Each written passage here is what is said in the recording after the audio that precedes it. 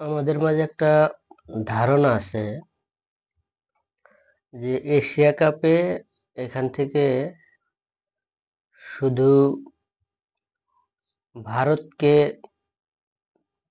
আয়োজক কমিটি যারা আছে তারা বেশি সুযোগ সুবিধা দিয়ে থাকে, কিন্তু বাস্তবতা হলো ভারত এবং পাকিস্তান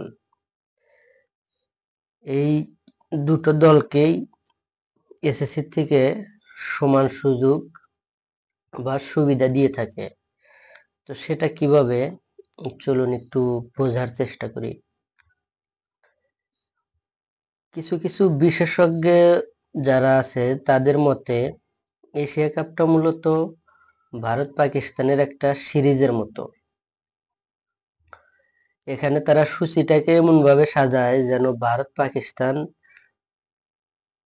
তিনবার যেন এই ছোট্ট একটা টুর্নামেন্টের মধ্যে ভারত পাকিস্তানের যেন তিনটা ম্যাচ হয়, এরকম একটা পদ্ধতিতে তারা আসলে সূচিটা সাজায়। দেখেন, কোনো সূচিতে কোনো লটারি ফটারি কিছু নাই। ভারত পাকিস্তানকে প্রথমে তারা একটা গ্রুপের মধ্যে রাখবে, সেইখানে রাখবে নর্মাল দুইটা টিম। আর এটা তারা ওইভাবেই সাজাবে যেমন অন্য গ্রুপে থাকবে শ্রীলঙ্কা, বাংলাদেশ, আফগানিস্তান এবং সাথে একটা নর্মাল টিম যারা বাছাই পর্ব খেলে আসে। সেখানে গ্রুপ পর্বে দেখা যাবে ভারত পাকিস্তান একবার মুখোমুখি হয়েছে, তারপরে সিস্টেম করছে সুপার ফোর, সেখানে এসে আরো একবার ভারত পাকিস্তানের ম্যাচ হবে।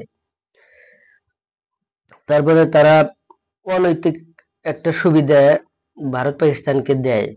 সেটা কিরকম দেখেন, এখানে বাংলাদেশকে পরপর 2 দিন দুইটা দলের মুখোমুখি হতে হবে। যেমন 24 তারিখে মুখোমুখি হতে হবে ভারতের, এবং 25 তারিখে এই দুবাইয়ের এই গরমের মধ্যে একটা দিন ম্যাচ খেলার পর মাঝখানে একটা দিন রেস্ট নেই, তারপরের দিন আবার বাংলাদেশকে খেলতে হবে পাকিস্তানের বিপক্ষে।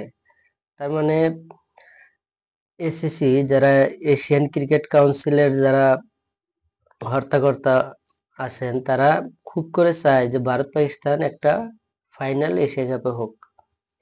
কিন্তু প্রকৃতির কি বিচার দেখেন, এত চেষ্টা করার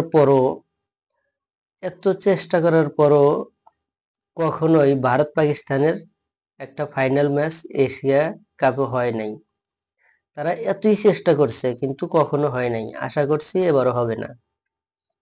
এবার আশা করছি বাংলাদেশ সাথে ভারত হয়তো ফাইনালে যাবে, এটা অনেকটা ধরেই নেওয়া যায়। সেক্ষেত্রে অপর টিমটা বাংলাদেশ হবে, এটাই আশা করছি।